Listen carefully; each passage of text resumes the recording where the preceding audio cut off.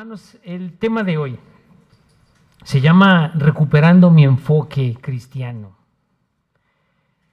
Y yo creo que les ha pasado lo mismo que a mí en estos días, que pues prácticamente está terminando el año. Empezamos a hacer planes del año que viene y muchas veces también un poco afligidos, un poco presionados, y empezamos a planear el año que viene, ¿no? En muchas cosas, en cómo tener más ingresos, qué voy a hacer con el negocio, con mi trabajo, y muchas cosas que pasan por tu mente. Les aseguro que les pasó, como a mí, les está pasando como me pasa a mí. Planes para lo que viene. Pero vamos a ver, hermanos, bíblicamente qué cosmovisión debo tener yo como cristiano, qué es lo más importante, porque la verdad lo perdemos de vista fácilmente y nos quedamos atrapados en las cosas del mundo. Y ya pudo leer ahorita usted la oración de Jesucristo. En su oración que hace Jesucristo al Padre Celestial es: no somos de este mundo. Y Él pide que nos cuide, ¿verdad? Pero el enfoque es: no somos de este mundo. Y qué difícil es eso, hermanos, qué difícil es. Sobre todo viviendo los tiempos que nos toca vivir a nosotros en un mundo materialista, muy poco espiritual, pero muy materialista. Nos gustan las cosas buenas, nos gusta lo que ofrece el mundo y perdemos nuestro enfoque. Entonces, el mensaje está enfocado en ese sentido, ¿ok? Espero que sea de bendición. Y son cosas que a mí también Dios me mostró, hermanos. Yo también tengo un trabajo, tengo compromisos, tengo empleados. A veces estoy estresado, preocupado. ¿Qué voy a hacer? ¿Qué va a pasar? Y al final caigo en una razón, hermanos. Además, Dios está en control. Dios está en control. Lo más importante es qué quiere el Señor de mí. Y mi trabajo está en sus manos. Mi salud está en sus manos. Todo está en su poder. ¿Ok? Entonces vamos a orar y comenzamos. Padre, te doy gracias, Señor. Gracias, Padre, por estos 8 meses, Señor. Por este lugar, Padre, que tú abriste las puertas, Señor. Y hoy podemos estar aquí reunidos en tu nombre, Padre, para alabar tu santo nombre. Gracias, Señor, por esa bendición tan grande de este espacio, con la comodidad que tenemos, Señor. Y, Padre, quiero pedirte que me guíes, Señor, en esta lectura de tu palabra. Señor, ¿cómo debemos de estar enfocados, Padre, en este mundo? No perder de vista, Señor, que no somos de este mundo, Padre, que tenemos una vida eterna contigo, Padre, en algo tan diferente a lo que hoy nos ofrece el mundo. Te pido que me guíes y todo esto te lo pido en el nombre poderoso de Jesús. Amén. Muy bien, hermanos, vamos a nuestra lectura base aquí en el libro de Filipenses y en el capítulo 3. Aquí el apóstol Pablo hace unas advertencias. Vamos a leer del 4 al 6 ahorita en esta lectura. Filipenses capítulo 3, los versículos del 4 al 6. Hermanos, esta epístola a la iglesia de Filipos habla de la vida cristiana y la hace Pablo desde la cárcel. Yo muchas veces me preguntaba, ¿por qué Dios permitió que Pablo estuviera preso? Y ahí dentro de la cárcel escribió cartas. Y sus cartas que escribe, hermanos, son tan importantes que nos ayudan en nuestra vida cristiana práctica. Lo hace desde la cárcel cuando está encarcelado más o menos en el año 60, desde Roma. Y él escribe esta carta a la iglesia de Filipo, donde él estuvo como misionero antes, donde fue para allá. Y el mensaje principal de esta carta es algo que habla muchas veces aquí el apóstol Pablo. Vivir en Cristo, morir es ganancia. Se lo va a encontrar en esta lectura. Este libro de Filipenses es un libro corto, usted lo puede leer en una tarde, que se siente en su casa, cuando usted esté preocupado por tantos problemas. Hermanos, esta le va a dar una paz, esta carta. Entonces aquí estamos en nuestra lectura del 4 al 6. Dice: aunque yo tengo también de qué confiar en la carne, si alguno piensa que tiene de qué confiar en la carne, yo más. Dice en el versículo 5, circuncidado al 8º día, del linaje de Israel, de la tribu de Benjamín, hebreo de hebreos, en cuanto a la ley, fariseo, porque él era fariseo, el apóstol Pablo. En cuanto a celo, de su religión, ¿qué dice? Perseguidor de la iglesia. En cuanto a la justicia que es en la ley, mire lo que dice, en cuanto a la justicia que es en la ley, irreprensible. Si alguien podría hablar de satisfacción en su vida, era Pablo en ese tiempo. Si usted lo quiere ver hoy en día, bueno, póngalo como un hombre de mundo. Era miembro del Sanedrín, no era cualquier persona Pablo, era una persona preparada, joven, cuando se le aparece Jesucristo en el camino hacia Damasco, que lo vamos a leer ahorita en un momento. Si alguien podía jactarse de su vida, pues era él, en su carne, sobre todo de falsos maestros y falsas personas. Él era realmente un hombre preparado que seguía su religión, lo que le habían enseñado sus padres, su religión. Dice circuncidado al 8º día, es decir, era israelita de nacimiento, no un prosélito, no un gentil que pasa al judaísmo, sino realmente puro. ¿Me explico? De la tribu de Benjamín salió el primer rey Saúl. Quizá por eso le pusieron Saulo a él, ¿verdad? No lo sabemos, pero bueno, era un hebreo de hebreos, como él mismo menciona. Aunque Pablo nació en Tarso, sus padres eran hebreos. Entonces Pablo conocía muy bien su linaje. Irreprensible también dice, eso significa que no podía ser acusado de malas acciones. Ese era Pablo. Fariseo, es decir, tenía un amor a la ley. Estudioso de la Torá, pero un celo religioso que lo hizo perseguir a los cristianos. Y ahí es cuando nos damos cuenta, hermanos, que no tiene nada que ver la religión con Jesucristo, con la salvación. Él, dentro de su religión que estaban los fariseos, le enseñaron, tienes que ir a matar a los cristianos. Y lo hacía, en obediencia. Y Pablo escucha la voz del Señor y se convierte. Mire, vamos a ver esta historia en Hechos 26, 14 al 18. Póngale su mano aquí, por favor, póngale una marca, porque vamos a regresar. Pero mire cómo se convierte aquí en 26, 14 al 18.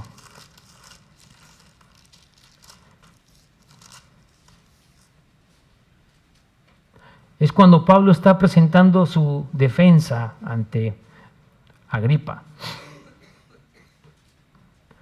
Él da su testimonio de lo que pasó en su vida. Y aquí en el versículo 14 dice, y habiendo caído todos nosotros en tierra, oí una voz que me hablaba y decía en lengua hebrea. Mire cómo Jesús le habló en una lengua hebrea. Saulo, Saulo, ¿por qué me persigues? Dura cosa te es dar coces contra el aguijón. ¿Quién le habló ahí? El Señor, Jesucristo. Se le apareció en ese camino hacia Damasco cuando él iba a matar cristianos. Lo mandaron a matarlos.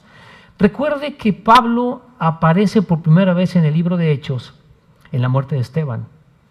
Dice la palabra que él consentía su muerte. El primer mártir registrado en las Escrituras,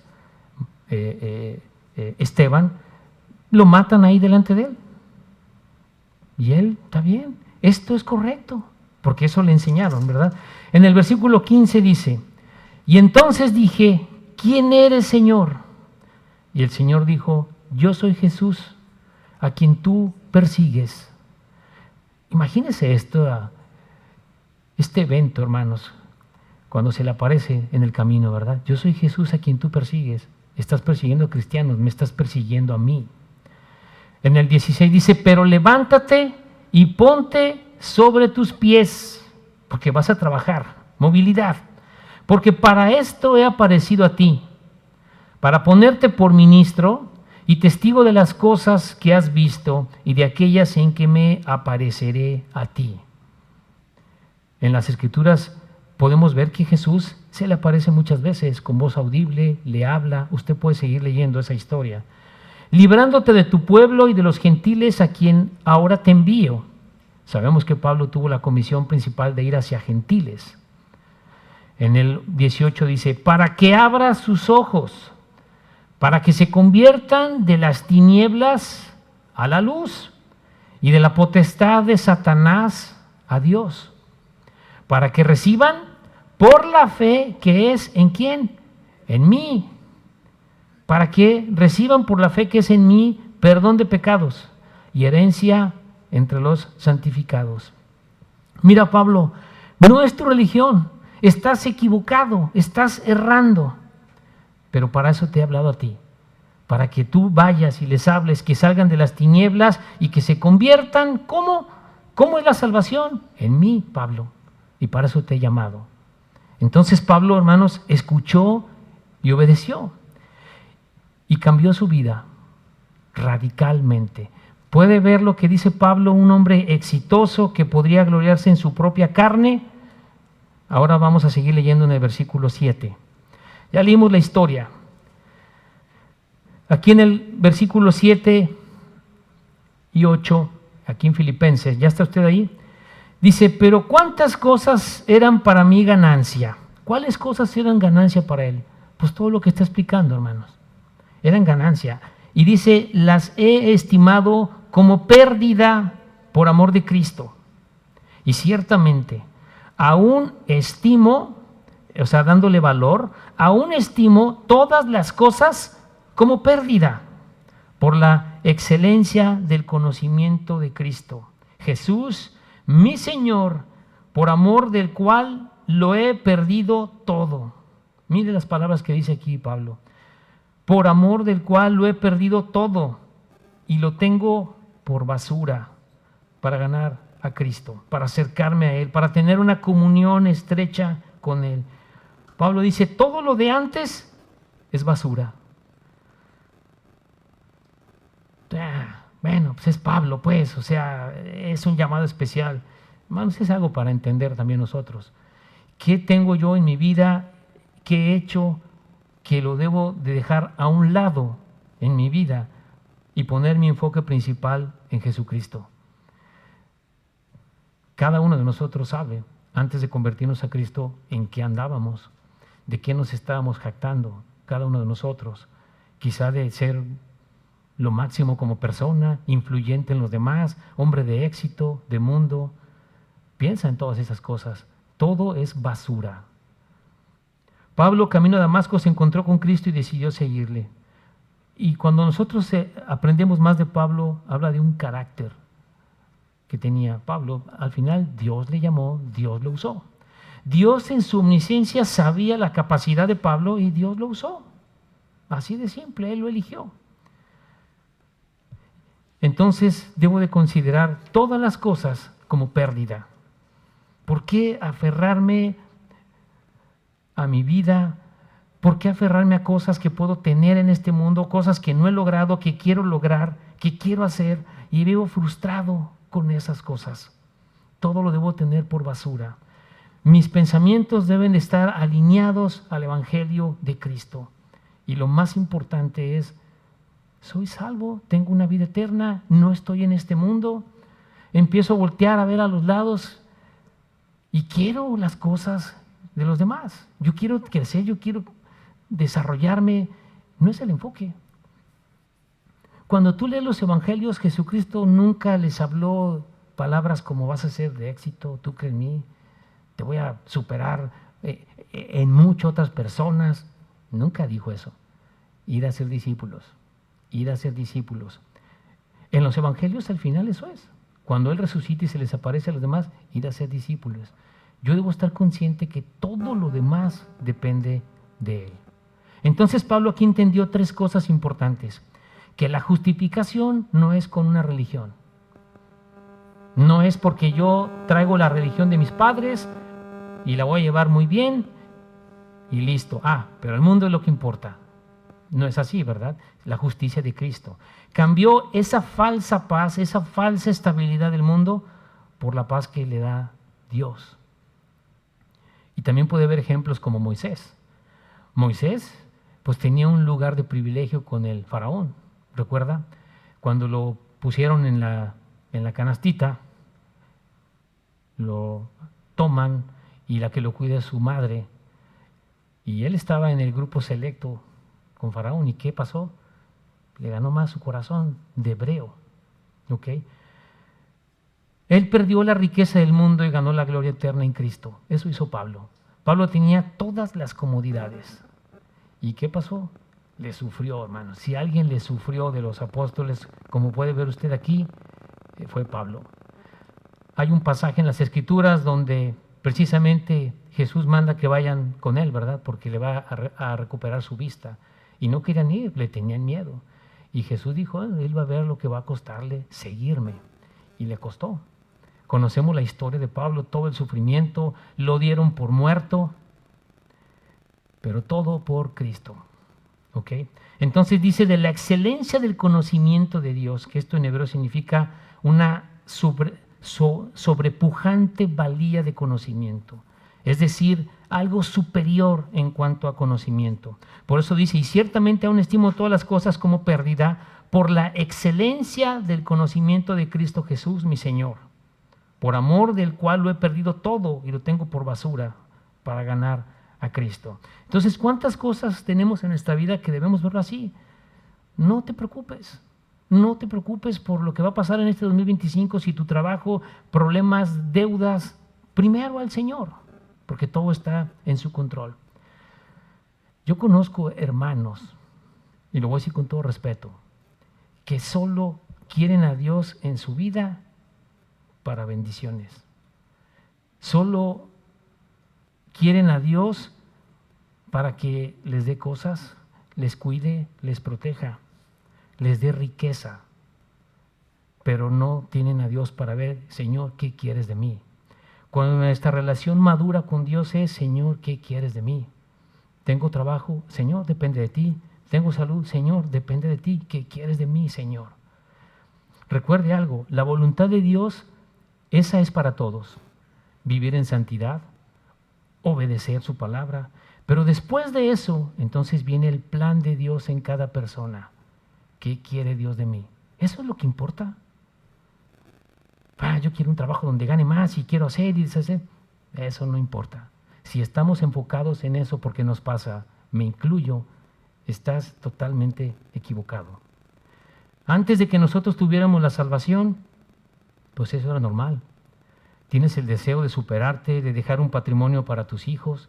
Es normal que pienses así, pero cuando te conviertes a Cristo ya no es así. Entonces encontramos, lo digo con todo respeto, ¿verdad? Una situación en muchos hermanos que a veces pasa, pues voy a la iglesia, nomás me presento ahí, como ir a misa, pero estoy concentrado en las cosas del mundo. Pregúntate si verdaderamente es tu Señor y le has entregado a Él tu vida, porque de eso se trata, de entregarle tu vida a Cristo. Si tu preocupación es más el mundo, lo que tú quieres lograr y tus éxitos, estás mal enfocado. Y Dios trabaja con todos nosotros, hermanos. Dios nos puede poner en un punto donde te quite las cosas para que vayas con Él. Tantos testimonios que he escuchado de hermanos que dicen, perdí todo. Y cuando voy al Señor me doy cuenta, Él me lo quitó. Él me lo quitó. Todo lo que estorbe en tu relación con Dios siendo un verdadero creyente, el Señor te lo va a corregir. ¿Ok? ¿Cuál es mi enfoque entonces como cristiano? ¿Ok? ¿Ya entendí algo? ¿Qué hago en este mundo? Bueno, nací. Hay un creador. ¿Lo puedo ver? ¿Hay un cielo? Claro que sí. ¿Y qué hago aquí? ¿Cómo llegué aquí? Ok, aquí está su palabra. La he creído. Me he salvado. Y estoy consciente que tengo un poco tiempo en este mundo en el que yo quiero ser usado por Dios. En un plan que Dios tiene en mi vida. No soy uno más cualquiera. Todos tenemos diferentes dones y Dios tiene planes. Cuando tú entiendes eso y te enfocas en tener una relación con el Señor y leer sin preocuparte por el trabajo, sin preocuparte por otras cosas, dándole la prioridad a qué quiere Dios de mí y una relación con Él, entonces vas a ver el plan de Dios en tu vida cumplido y ese es el éxito en la vida. Ese es el éxito en la vida. Pues como cristiano lo tengo que ver así. Me puedo empoderar, puedo hacerme de muchas posesiones, pero si no está el Señor con todo mi corazón aquí para servirle a Él, estoy mal. Mire, vamos a Mateo 13:44, vuelvo a poner una marca ahí. Cuando yo empecé a leer las Escrituras, cuando yo me convertí a Cristo, Dios sabe que es la verdad, no tengo por qué mentirle. Yo cuando ya se dormían todos en mi casa, con muchos niños era mucho problema, estaban chicos. Cuando yo me convierto a Cristo, yo después de que se dormían todos, hasta mi esposa me bajaba a la sala o al comedor y yo leía la Biblia, ya anoche, hermanos. Y es como si tuvieras a Jesús que te está explicando las cosas. Y este versículo que le quiero leer aquí en Mateo 13:44, me dio un gozo enorme y se lo quiero leer. Palabras de Jesucristo dice aquí: además, el reino de los cielos es semejante a un tesoro escondido en un campo, el cual un hombre halla y lo esconde de nuevo. Y gozoso por ello va y vende todo lo que tiene y compra aquel campo. Qué profundas palabras, ¿verdad? Hay tantas explicaciones de esta parábola, pero hay algo muy espiritual aquí. Cuando yo encontré la verdad, todo lo demás se convirtió en basura. Ahora entiendo qué es lo que realmente vale y a lo que le voy a dedicar el resto de mi vida, que es a Dios. Así lo debo ver. Encontré la verdad. La cuido. Esto no importa. Esto ya no. Esto es lo que importa. El Señor. ¿Tiene sentido? Yo así lo puedo comprender. Un tesoro escondido que un hombre halla. Recuerde cada uno de ustedes cuando se convirtió a Cristo. Yo creo que cada uno de nosotros sabemos de dónde nos sacó el Señor, en dónde andábamos, qué forma de pensar teníamos de las cosas. Y cuando vemos la verdad, ¡wow, Señor! Se los platicaba. Yo en la construcción conozco tantas personas de mi edad que les tenía envidia de cómo ellos se habían crecido, se habían superado, y después sentí compasión. Porque dije, no, si supieras que nada te vas a llevar. ¿Ok? Vamos a nuestra lectura, a los versículos 9 y 10. Aquí mismo en Filipenses, ya leímos, ¿verdad? Que todo lo tiene por basura para ganar a Cristo. Y en el versículo 9 y 10 dice: y ser hallado en Él, no teniendo mi propia justicia, que es por la ley, sino la que es por la fe de Cristo. La justicia que es de Dios por la fe. Aquí Pablo está explicando el Evangelio. En el versículo 10 dice: a fin de conocerle y el poder de su resurrección y la participación de sus padecimientos, llegando a ser semejante a Él en su muerte. Aquí Pablo, entendemos algo, mira hacia atrás, ¿ok? Antes de que llegara la salvación a su vida, y se da cuenta que no era la justicia que él pensaba, sino la que Dios puso en la palabra para salvación. La justicia de Dios, no su justicia. Toda persona que no conoce la palabra de Dios, que no tiene la salvación, piensa que su salvación está en base a su propia justicia, a sus propios hechos.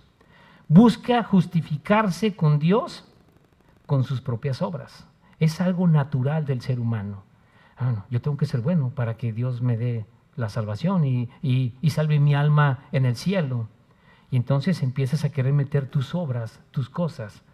Pero Pablo está explicando, no, entendí que la salvación es por la gracia, la fe. El plan que Dios puso en las Escrituras para salvarme es único, no hay dos ni tres. Es único. Si tengo a Cristo, tengo la salvación, y si no, es infierno. Pero cree en Dios la persona. Si no tiene a Jesús en su corazón, es infierno. ¿Pero por qué? Si cree en Dios. ¿En cuál? Cristo es el Dios verdadero y debo de entregarle mi corazón a Él. No hay otra forma de salvarnos. Y Pablo aquí está explicando, realmente estaba yo perdido en una justicia que no es la que Dios nos ha dado. Amén. Dice en el versículo 11: y si en alguna manera llegase a la resurrección de entre los muertos, 10 y 11, perdón, lo voy a leer, a fin de conocerle y el poder de su resurrección y la participación de sus padecimientos, llegando a ser semejante a Él en su muerte, si en alguna manera llegase a la resurrección de entre los muertos. Aquí él está hablando de conocer más y más a Cristo, entender ese gran poder que le levantó los muertos y sufrir con él y participar en su muerte por todos los padecimientos que tuvo el apóstol Pablo y que también podemos tener nosotros. No se le olvide, la iglesia primitiva fue una iglesia sufrida que les costó la vida el mostrar su fe.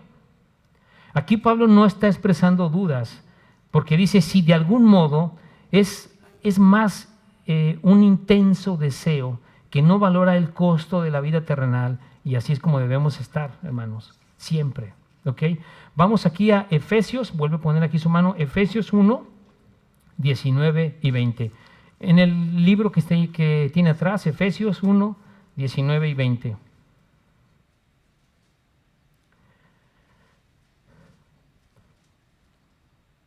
Aquí es una oración pidiendo conocimiento y poder. Dice, ¿y cuál la supereminente grandeza de su poder para con nosotros, los que creemos, según la operación del poder de su fuerza, la cual operó en Cristo, resucitándole de los muertos y sentándole a su diestra en los lugares celestiales? Esta es la mayor exhibición de poder. Es Dios mismo. Como dijo Cristo en otra cita, yo pongo mi vida, tengo poder para ponerla y tengo poder para volverla a tomar. Nadie me la quita. Ese es poder. Esa es la base de nuestra fe, la resurrección de Cristo. Y debemos apropiarnos de esa verdad, la resurrección de Cristo, porque esa es la base de nuestra fe. Entonces, entendamos algo, hermanos. Hoy en día hay mucho cristiano frío y los dones que Dios le ha dado están guardados, no los está utilizando. Debemos de comprometernos con el Señor, ir más allá. Sí, queremos bendiciones de Él, claro que sí, hay que pedirle también por eso, ¿verdad?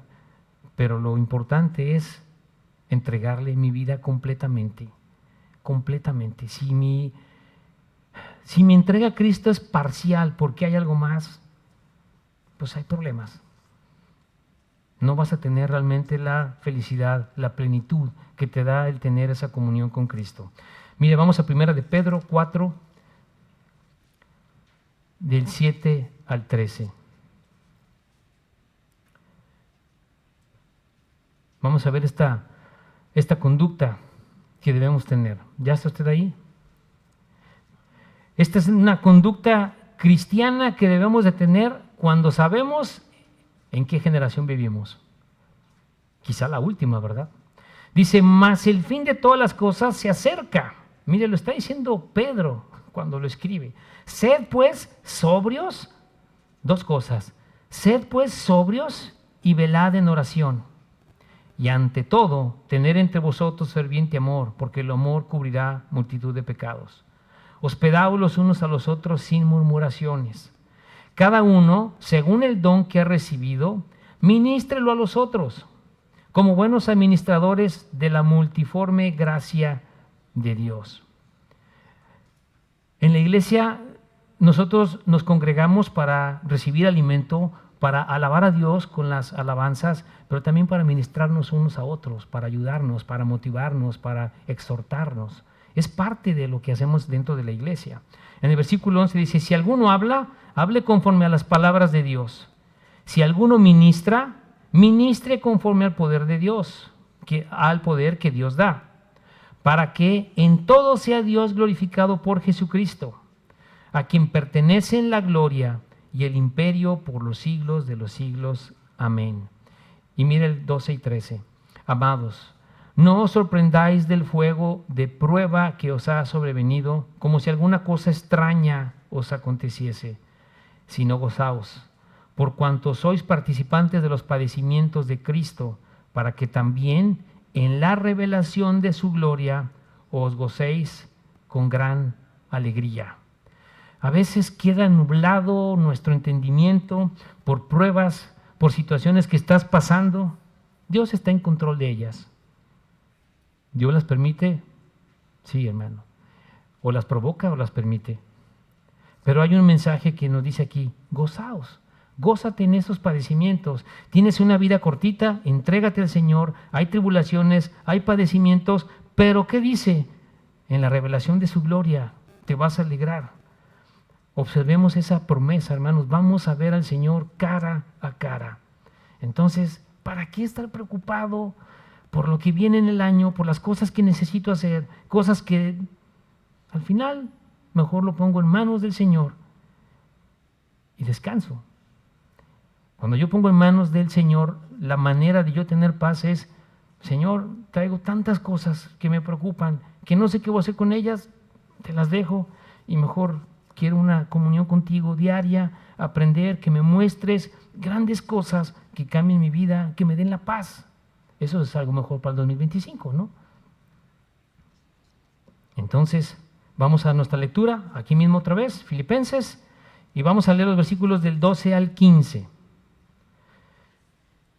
Dice, no que lo haya alcanzado ya, ni que ya sea perfecto, es decir, maduro, sino que prosigo por ver si logro hacer aquello para lo cual fui también nacido por Cristo Jesús.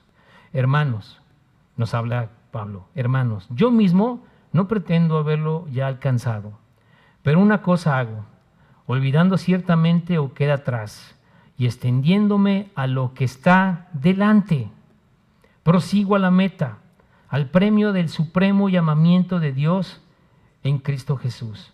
Nunca terminamos de aprender. Cuando más empiezo a profundizar en las Escrituras, más aprendes. Mejor relación tienes con Dios, pero nunca vas a terminar de aprender. No nos alcanza la vida para comprender todo lo que está en este libro, ¿verdad? Hermanos, no somos lo que éramos antes, no olvidemos ese tema. Pablo hace un enfoque muy claro. Miren, yo era religioso, de buenos modales, siguiendo una religión falsa, entendí que es Cristo y dejé todo y lo tengo por basura. Me enfoco en Jesucristo. Pablo aquí hace una ilustración en el último versículo como una carrera, ¿verdad? Pablo pone ejemplos de eso, como una carrera donde el corredor va al frente, no mira a los lados, no mira atrás, va adelante buscando su premio y nosotros vamos por coronas, hermanos, siguiendo a Jesucristo.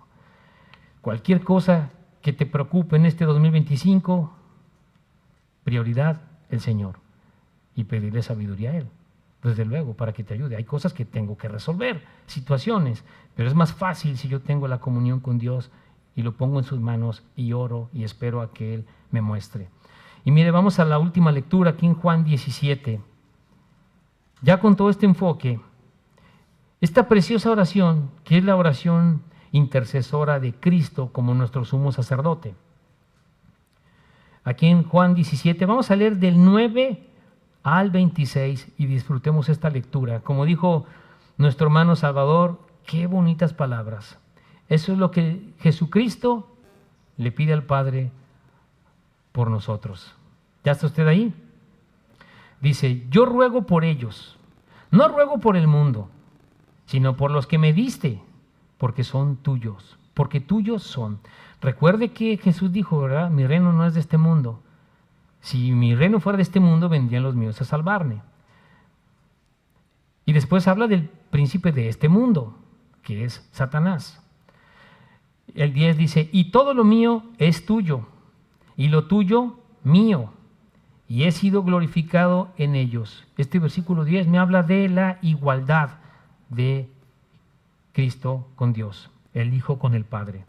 Lo mío es tuyo, lo tuyo mío, y he sido glorificado en ellos. Versículo 11, ya no estoy en el mundo, y va a salir del mundo, ¿verdad? Mas estos están en el mundo, sus seguidores, sus discípulos. Y yo voy a ti, Padre Santo, a los que me has dado, guárdalos en tu nombre, para que sean uno, así como nosotros. Cuando estaba con ellos en el mundo, yo los guardaba en tu nombre. A los que me diste, yo los guardé. Y ninguno de ellos se perdió, sino el hijo de perdición, para la Escritura se cumpliese. Ningún hijo se perdió, salvo una persona infiltrada. ¿De quién está hablando? De Judas, ¿verdad? Para que se cumpliese la Escritura. En el 13 dice, pero ahora voy a ti, Y hablo esto en el mundo, para que tengan mi gozo cumplido en sí mismos. Yo les he dado tu palabra, y el mundo los aborreció, porque no son del mundo, como tampoco yo soy del mundo. ¿Puede ver la insistencia de Jesús que no somos de este mundo? No os ruego que los quites del mundo, sino que los guardes del mal.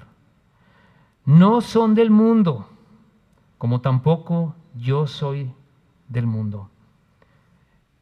Hay una instrucción clara, ¿verdad?, de Cristo: no soy del mundo. Entonces algo me debe decir aquí, hermano: no debo estar yo amando las cosas del mundo. Es para recordar, porque muchas veces somos tentados por las cosas que nos ofrece el mundo, y debo de entender que mi prioridad es Cristo. Santifícalos en tu verdad, tu palabra es verdad. Como tú me enviaste al mundo, así yo los he enviado al mundo. Y por ellos yo me santifico a mí mismo, para que también ellos sean santificados en la verdad. Mas no ruego solamente por estos, los que están en su momento, sino también por los que han de creer en mí por la palabra de ellos. ¿Por qué? Porque nosotros compartimos el Evangelio. Aquí usted puede notar algo, hermanos. Él no solamente oró por los discípulos de ese momento, también oró por nosotros. Así es de que tómelo para usted. Mas no ruego solamente por esto, sino también por los que han de creer, tiempo futuro, como hoy, en mí por la palabra de ellos. Porque ellos empezaron a llevar el Evangelio y nosotros tenemos la misma tarea, que es llevar el Evangelio. ¿Puede ver el enfoque de Cristo? No eres del mundo, pero te encargo la palabra. 21. Para que todos sean uno, como tú, oh Padre, en mí y yo en ti. Que también ellos sean uno en nosotros, para que el mundo crea que tú me enviaste. La gloria que me diste yo les he dado, para que sean uno, así como nosotros somos uno. Yo en ellos y tú en mí, para que sean perfectos en unidad. Otra instrucción que encontramos: para que el mundo conozca que tú me enviaste y que los has amado a ellos como también me has amado. Padre, aquellos que me has dado, quiero que donde yo estoy, también ellos estén conmigo, para que vean mi gloria que me has dado, porque me has amado desde antes de la fundación del mundo. ¿Le suena a que Él viene por nosotros? Lo conocemos, ¿verdad? Él viene por nosotros y vamos a estar siempre con Él. Padre justo, el mundo no te ha conocido, pero yo te he conocido. Y estos han conocido que tú me enviaste. Y les has dado a conocer tu nombre, y lo daré a conocer aún, para que el amor con que me has amado esté en ellos y yo en ellos. Muy bonito. Entonces, ¿qué es lo más importante? Oh, ¿qué quieres de mí, Señor? ¿En qué me quieres usar? Mire, rápidamente nos da tiempo, vamos a 2 Corintios 5, 17. 2 Corintios 5, 17. Es otro texto que conocemos bastante bien. Pero quiero darle una continuidad a la lectura para que vea algo importante aquí. ¿Ya está usted ahí? Dice la palabra: de modo que si alguno está en Cristo, ¿qué es estar en Cristo? Una comunión constante con Él, que es la evidencia que tengo mi nuevo nacimiento. No solamente simpatizante, sino realmente una comunión con Él. De modo que si alguno está en Cristo, nueva criatura es. Las cosas viejas pasaron. He aquí, todas son hechas nuevas. Y todo esto proviene de Dios, quien nos reconcilió consigo mismo por Cristo y nos dio el ministerio de la reconciliación. Ok, hay una instrucción muy clara aquí en el 18. Todo esto proviene de Dios, quien nos reconcilió consigo mismo por Cristo. ¿Y qué más hizo? Y nos dio el ministerio de la reconciliación. Esa es la tarea que nos dio Cristo. Que Dios estaba en Cristo reconciliando consigo al mundo, no tomándoles en cuenta a los hombres sus pecados, y nos encargó a nosotros la palabra de la reconciliación.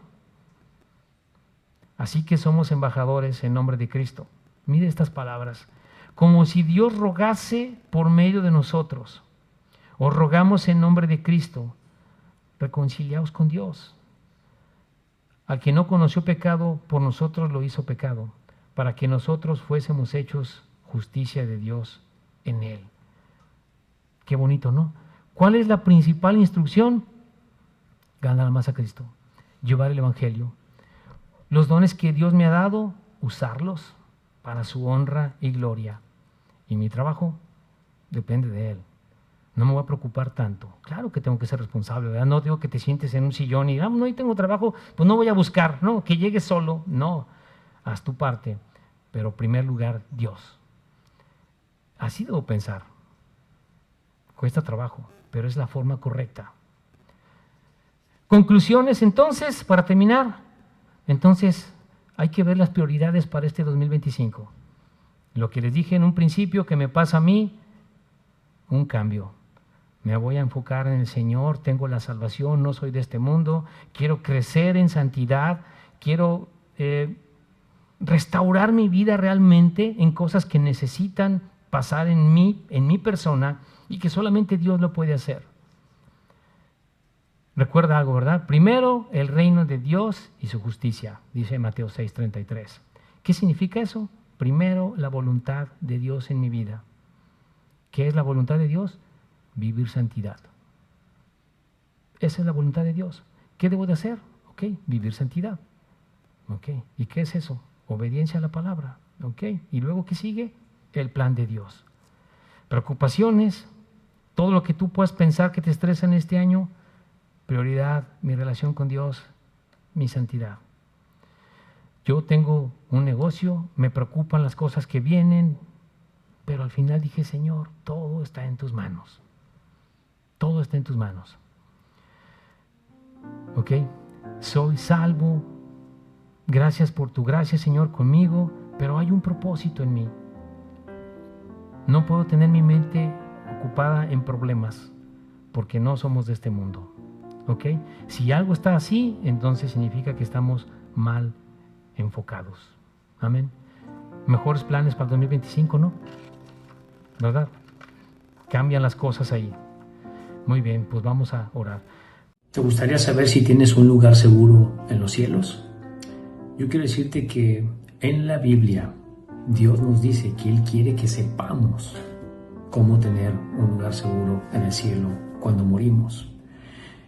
Yo te quiero explicar con la Biblia cómo puedo tener esa seguridad. Porque al final todos vamos a morir. Con la Biblia, estrictamente con la Biblia, yo te quiero llevar paso a paso cómo puedes tú tener esa seguridad de la salvación de tu alma y la vida eterna. Y para ello voy a ir al libro de Romanos. El libro de Romanos, en el capítulo 3, en el versículo 23, dice así la palabra: por cuanto todos pecaron y están destituidos de la gloria de Dios. Lo primero, yo necesito estar de acuerdo con Dios en que soy pecador. Si yo no estoy de acuerdo con Dios en que soy un pecador, no hay manera que yo me pueda salvar. Necesito reconocerme ante Dios en la situación en la que estoy. Tengo una conciencia. Todos tenemos una conciencia, sabemos lo que es malo, lo que es bueno. Sabemos que somos pecadores cuando somos honestos. Y es lo primero. Primer paso, me reconozco pecador ante Dios. Ahora quiero decirte algo. Dios es un Dios santo. Es un Dios santo que tiene que juzgar el pecado. Él nos ama, pero tiene que juzgar el pecado. No lo puede dejar así. Dice Romanos 6:23, porque la paga del pecado es muerte, mas la dádiva de Dios es vida eterna en Cristo Jesús, Señor nuestro. Me quiero detener en esta primera parte del versículo 23. Dice, porque la paga del pecado es muerte. Bueno, ¿a qué muerte se refiere? ¿Será que yo me muero y todo terminó ahí? No está hablando de la muerte física, está hablando de la muerte espiritual. Y para ello te quiero llevar al libro de Hebreos 9:27. En este versículo dice la palabra: y de la manera que está establecido para los hombres, que mueran una sola vez, y después de esto, el juicio. Después de que morimos hay un juicio, o al cielo, o al infierno. Entonces, ¿a qué muerte se refiere? Regresando a Romanos 6:23, cuando dice, porque la paga del pecado es muerte. Ya vimos que después de que muera hay un juicio. ¿A qué muerte se refiere? A la muerte segunda. Y para ello vamos al libro de Apocalipsis, en el capítulo 21, versículo 8, dice así la palabra de Dios. Pero los cobardes e incrédulos, los abominables y homicidas, los fornicarios y hechiceros, los idólatras y todos los mentirosos tendrán su parte en el lago que arde con fuego y azufre, que es la muerte segunda. La muerte segunda. Dice todos los mentirosos. ¿Has mentido alguna vez? Yo sí. Yo creo que todos hemos mentido. Una mentira es suficiente para que Dios nos condene en el infierno. No podemos salvarnos por nuestro propio pie. Hemos estado en religiones y nos han enseñado que debemos de salvarnos por nuestras obras, por nuestro comportamiento. Pero la Biblia no enseña eso. Nadie se puede salvar por sus propias obras. Dice en Efesios 2:8-9, por gracia sois salvos por medio de la fe. Esto no de vosotros, pues es don de Dios. No por obras, para que nadie se gloríe. Eso dice Efesios 8 y 9. Nadie se salva por sus obras, porque todos somos pecadores. Entonces, ¿cómo me salvo en la Biblia? Ya entendí que soy pecador. Ya entendí que Dios tiene que juzgar el pecado. Ya entendí cómo, en una muerte segunda, lago que arde con fuego y azufre. Pero ¿sabes una cosa? Dios hizo un plan para salvarnos. Precioso. ¿Sabes cómo? En Cristo Jesús. Dice Romanos 5:8, dice la palabra, mas Dios muestra su amor para con nosotros. Mira lo que dice, Dios muestra su amor para con nosotros, en que siendo aún pecadores, Cristo murió por nosotros. Lo que me salva en la Biblia es creerle a Dios. Necesito la fe. ¿Y cuál fe? Cristo es Dios. Cristo, que es Dios, vino a la tierra, tomó una forma humana de hombre, perfecto, sin pecado, y paga la cuenta que yo no puedo pagar. Nadie podemos pagar. Jesús vino, hecho hombre, siendo Dios, y va a la cruz a ser castigado, derramando su sangre y resucitando al tercer día. Ese es el plan que hizo Dios para salvarnos.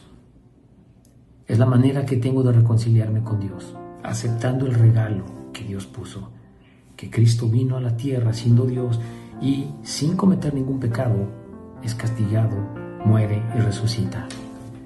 La salvación en la Biblia es que tú creas que esa obra de amor que hizo Dios es lo que te puede salvar. ¿Sabes? Ninguna religión te salva. Te salva lo que Dios hizo en Jesucristo, pagar nuestra cuenta. La única manera que yo tengo para reconciliarme con Dios es estar de acuerdo en lo que Él hizo. Y quiero decirte cómo puedes tú recibir el regalo de la vida eterna. Necesitas creer. Necesitas creer que lo que Jesús hizo en la cruz es suficiente para que tú te puedas salvar. Sin meter tus obras. No podemos hacer nada para salvarnos. ¿Por qué? Porque hemos pecado. Somos pecadores y lo vamos a seguir siendo. Dice Romanos 10:9, que si confesares con tu boca que Jesús es el Señor y creyeres en tu corazón que Dios le levantó a los muertos, serás salvo. Él te dice en la palabra, serás salvo si crees en tu corazón. El versículo 10 dice, porque con el corazón se cree para justicia, pero con la boca se confiesa para salvación. Hay dos cosas que necesito para tener la salvación. Creer con todo mi corazón para justicia. ¿Qué debo creer? Que lo que hizo Jesús es suficiente. Debo creer que no son mis obras las que me salvan, sino lo que Él hizo en la cruz. Debo creer que es la única manera que yo tengo de reconciliarme con Dios, que Él ha pagado mi cuenta en la cruz, con su muerte y su resurrección. Creer con todo mi corazón. ¿Y qué es creer con todo mi corazón? Con todo mi pensamiento, mis sentimientos, con mi voluntad. Es suficiente para que yo tenga perdón. Lo que tú hiciste, Señor, en la cruz. Y hacerlo tu Señor. La palabra Señor en la Biblia se traduce autoridad soberana. Para que tú tengas salvación, tú necesitas recibir a Cristo en tu corazón como tu autoridad soberana, tu Señor. Por eso dice, ¿verdad?, el versículo 10, porque con el corazón se cree para justicia, pero con la boca se confiesa para salvación. Dice el versículo 13, porque todo aquel que invocar el nombre del Señor será salvo. ¿Cómo me puedo salvar? Tengo que invocar a Cristo. Tengo que estar de acuerdo con Él en que yo soy pecador y necesito su perdón. Necesito reconciliarme con Dios por lo que Él hizo en la cruz. No tengo otra forma de salvarme bíblicamente. Donde tú te encuentres, si tú crees que esto es la verdad, tú le puedes pedir a Cristo que te perdone, que sea tu Señor, en una oración sencilla, donde tú te encuentres. Manejando, te puedes parar a un lado, en tu casa, al lado, en tu cama, en una silla. Tienes que invocarle a Cristo. Yo te puedo guiar en una oración si tú crees esto. Puedes orar así: Jesús, te pido que me perdones. Reconozco que soy un pecador, pero creo que tú me has perdonado con tu obra de amor en la cruz. Te doy gracias por la vida eterna, Jesús. Te acepto en mi corazón como mi Señor y mi Salvador. Amén. Si tú haces esa oración con todo tu corazón, esa es tu salvación. No puedes hacer otra cosa más que aceptar lo que Dios ha hecho para salvarte. Quiero leerte este último versículo aquí en el libro de 1 de Juan 5:12. Dice así la palabra: el que tiene al Hijo tiene la vida. El que no tiene al Hijo de Dios no tiene la vida. Necesito al Hijo para tener la vida. ¿Y cómo? Ya vimos cómo. Invocándole con nuestra boca que nos perdone.